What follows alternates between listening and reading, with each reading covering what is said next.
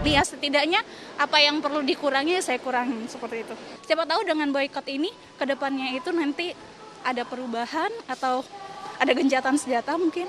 Kita cukup menjaga tuh produk-produk apa yang kita beli. Kalau memang produk tersebut memang berafiliasi dengan Israel, kita sekarang sudah nggak beli. Kalau kita membeli produk-produk yang berafiliasi mereka, kita tuh kayak seperti menyumbang peluru untuk mereka. Itu kembali ke orang-orangnya, cuman saya memang kurang setuju karena itu kembali juga karena di Indonesia ini banyak perusahaan, sementara yang bekerja juga orang-orang Indonesia.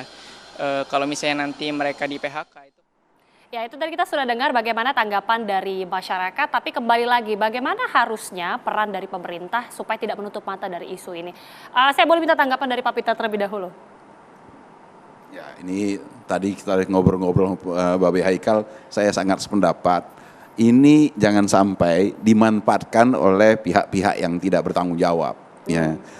Jadi fatwa MUI harus diikuti dengan mengeluarkan list, dan itu saya kira bukan MUI yang mengeluarkan, menindaklanjuti, tapi adalah pemerintah, di mana pemerintah benar-benar di dalam mengeluarkan list yang akan diboikot itu benar-benar didasarkan kepada hasil riset yang menunjukkan bagaimana produk tersebut memang terkoneksi, terhubung dengan aktivitas anti kemanusiaan yang ada di Jadi seruan Palestina. boykot itu juga seharusnya disuarakan oleh pemerintah juga secara detail begitu. Kan pemerintah sebenarnya si boykot sudah disampaikan Bapak Haikal, Presiden Jokowi sudah menyuarakan itu jauh hari sebelumnya.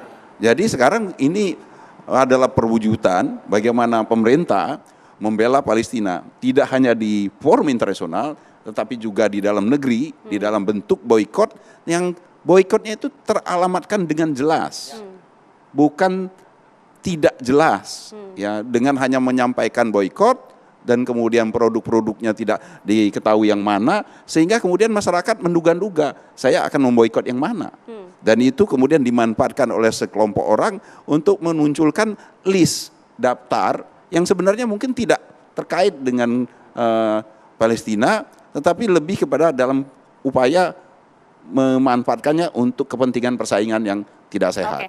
Ini pemerintah harus tegas. Tapi ketika langkah ini dilakukan, saya mungkin ke Pak Roy, karena ini berdampak juga terhadap perusahaan-perusahaan yang kemudian akhirnya produksinya menurun, berdampak juga kepada pekerja-pekerja Indonesia yang berada di perusahaan-perusahaan itu.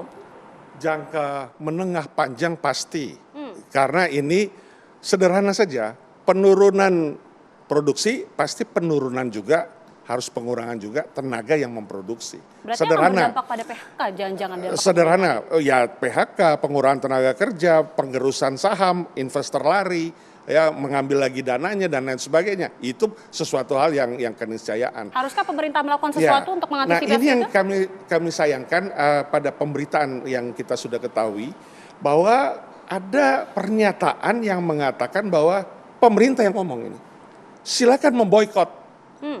Dampaknya juga nggak jelas kan. Seolah-olah kayak seperti melempar permasalahan ini, silakan. Mau terjadi, terjadilah. Kalian punya urusan.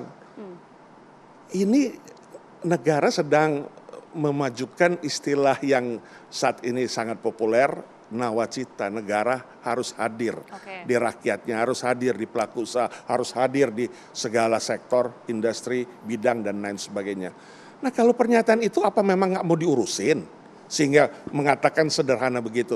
Saya setuju tadi Pak Peter, Babe Haikal bilang, korelasi mengobservasi terhadap produk-produk yang memang jelas-jelas terafiliasi atau memberikan dukungan dan sebagainya, itu harus pemerintah dong.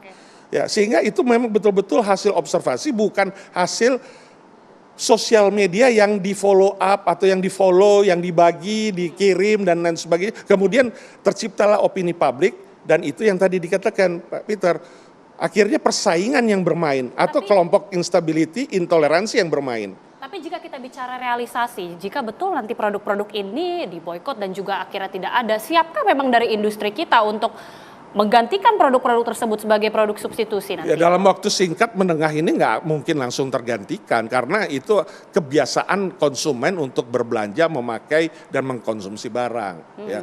Nah, tadi saya mau tambahkan yang mengenai apa yang pemerintah bisa lakukan. Kan kita bisa melakukan, misalnya ada kementerian yang terkait itu menggerakkan untuk kita membawa barang natura misalnya untuk dikirim ke sana. Atau misalnya kalau yang memiliki kemampuan dengan tangible, dengan cash untuk membantu pengobatan ke sana dan lain sebagainya. Itu kan bisa didirigenisasi. Ya.